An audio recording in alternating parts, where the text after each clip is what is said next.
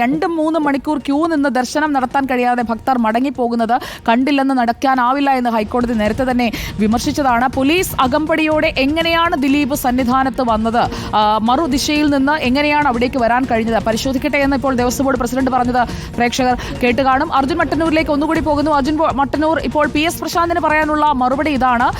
പക്ഷേ ഇവിടെ ഒരു പ്രധാനപ്പെട്ട കാര്യമുണ്ട്. ഇതൊരു സ്പെഷ്യൽ സെക്യൂരിറ്റി സോണാണ്. അവിടെ എൻട്രിയും എക്സിറ്റും ഒക്കെ കൃത്യമായി എങ്ങനെയാണ് പോകേണ്ടത്, അത് ഭക്തരെത്തുന്ന സ്ഥലമാണ്, അല്ലാതെ ഒരു ടൂറിസ്റ്റ് പ്ലേസോ ഒന്നുമല്ല. ഭക്തരെത്തുന്ന സ്ഥലമാണ്, വിശ്വാസികൾ എത്തുന്ന സ്ഥലമാണ്. അതുകൊണ്ട് തന്നെ കൃത്യമായ നിബന്ധനകൾ, കൃത്യമായ ചിട്ടവട്ടങ്ങളൊക്കെയുണ്ട്. ദർശനത്തിന്, ദർശന സമയത്തിന്, ആളുകൾ കടന്നു പോകുന്നതിന്, വഴിപാടുകൾക്ക് എല്ലാത്തിനുമുണ്ട്. ആ ചിട്ട തെറ്റിച്ച് എങ്ങനെയാണ് ദിലീപിന് മറുവശത്തു നിന്ന് വരാൻ കഴിയുക അർജുൻ?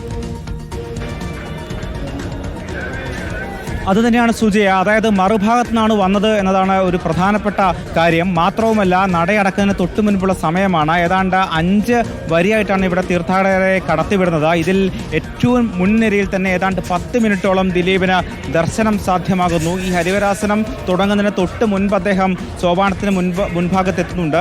ദിലീപിനൊപ്പം ദിലീപിൻ്റെ സുഹൃത്തിൻ്റെ പിതാവുമാണ് എന്നാണ് നമ്മൾ മനസ്സിലാക്കുന്നത്. ഇത്തരത്തിൽ 3 പേരാണ് ഉണ്ടായിരുന്നത്.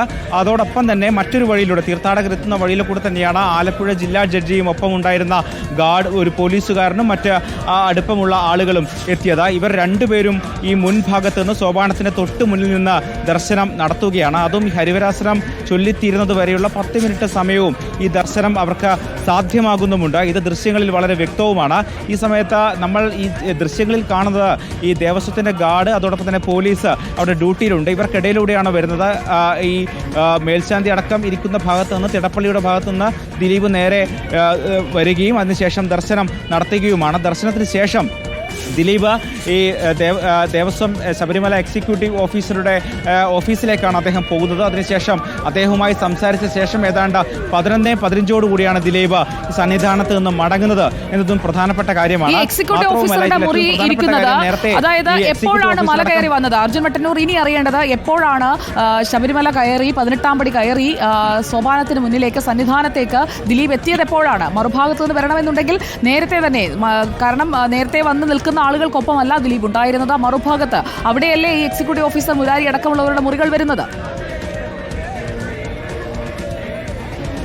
തീർച്ചയായും സുജയ, ഈ മറുഭാഗത്താണ് മുരാരി ബാബു, അതോടൊപ്പം തന്നെ തന്ത്രി, മേൽശാന്തി തുടങ്ങിയവരുടെ മുറികളുള്ളത്. എപ്പോഴാണ് ദിലീപ് സന്നിധാനത്തേക്ക് എത്തിയത് എന്ന കാര്യം വ്യക്തമല്ല. എന്തായാലും ഈ ദീപാരാധനയ്ക്ക് ശേഷം ഏതെങ്കിലും ഒരു സമയത്ത് അദ്ദേഹം നേരിട്ട്, അതായത് 18-ാം പടി വഴി അദ്ദേഹത്തിന് കയറാൻ കഴിയില്ല, കാരണം ഇരുമുടിക്കെട്ടുമായിട്ടല്ല ദിലീപ് ഇന്നലെ വന്നത്. അതുകൊണ്ട് തന്നെ മറ്റേതെങ്കിലും വഴിയിലൂടെ സന്നിധാനത്തേക്ക് പ്രവേശിക്കുകയും എക്സിക്യൂട്ടീവ് ഓഫീസറുടെയോ മറ്റോ ഓഫീസിലേക്ക്, ആ ഭാഗത്തേക്ക് അദ്ദേഹം എത്തിയിട്ടുണ്ടാകും. അതിനുശേഷം ഹരിവരാസനം തുടങ്ങുന്ന തൊട്ട് മുൻപ് അദ്ദേഹം ശ്രീകോവിലിന് മുമ്പിലേക്ക് എത്തുകയായിരുന്നു എന്നാണ് നമ്മൾ മനസ്സിലാക്കുന്നത്. അവിടെ ഏറ്റവും പ്രധാനപ്പെട്ട കാര്യം, ഇത്രയും തിരക്കേറിയ ഒരു ദിവസമാണ്. ഈ തിരക്കേറിയ ദിവസം ഇത്രയും തീർത്ഥാടകർ ഈ കാണുന്ന ഫ്ലൈ ഓവറിൽ മുഴുവൻ ക്യൂ നിൽക്കുമ്പോഴാണ് ദിലീപ് ഏതാണ്ട് 10 മിനിറ്റോളം ഏറ്റവും മുൻഭാഗത്ത് നിന്ന് ഈ ദർശനം നടത്തുന്നത്. ഏതാണ്ട് 10 മിനിറ്റോളം അദ്ദേഹം ഈ തൊഴുതു നിൽക്കുന്നത് ദൃശ്യങ്ങൾ തന്നെ വ്യക്തവുമാണ്.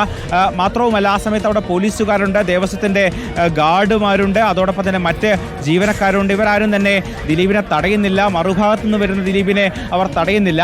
എന്നാൽ ഈ ജഡ്ജി, ആലപ്പുഴ ജില്ലാ ജഡ്ജി, നമ്മൾ ഈ ഹൈക്കോടതിയിൽ കൊടുത്ത റിപ്പോർട്ടിൽ പറയുന്ന ആലപ്പുഴ ജില്ലാ ജഡ്ജി, ഈ തീർത്ഥാടകർ വരുന്ന ഭാഗത്ത് നിന്ന് തന്നെയാണ് അദ്ദേഹം വന്നത്. ഇവർ ഈ ശ്രീകോവിലിന് മുമ്പിൽ വെച്ച് ഒന്നിച്ച് അടുത്തടുത്ത് നിൽക്കുകയും അതിനുശേഷം ഇരുവരും ഒന്നിച്ച് ദർശനം നടത്തുന്ന ഒരു കാഴ്ചയുമാണ് ഉണ്ടായത്. തീർച്ചയായും ഇക്കാര്യങ്ങളെല്ലാം കോടതി പറയുന്നതാണ് എന്നതാണ് ഇതിലെ ഏറ്റവും പ്രധാനപ്പെട്ട കാര്യം. Thank you Arjun Mattannur. ദിലീപും സംഘവും എത്ര നേരമാണ് നിരന്നു നിന്നത്? മറ്റുള്ളവരുടെ ദർശനമല്ലേ ഈ സമയത്ത് മുടങ്ങിയത്? കാത്തുനിന്ന ഭക്തരുടെ കൂട്ടത്തിൽ കുട്ടികളും ഉണ്ടായിരുന്നു. ഹരിവരാസനം പാടുന്ന സമയം മുഴുവൻ അവിടെ നിൽക്കാൻ ദിലീപിന് എങ്ങനെ അനുമതി കിട്ടി എന്നുള്ള ചോദ്യമാണ്. കാത്തുനിന്ന ഭക്തരെല്ലാവരും, ഏത് ദൈവത്തിനായാലും ആ ഭക്തരെല്ലാവരും ഒരുപോലെയാണ് എന്ന ഒരു വിശ്വാസം പിന്തുടരുന്ന ഒരിടത്താണ് ഇങ്ങനെയുള്ള ഒരു സ്പെഷ്യൽ ട്രീറ്റ്മെന്റ് കിട്ടിയിരിക്കുന്നത് എന്നതാണ് ഇവിടെ ചർച്ചയാകുന്ന വിഷയം.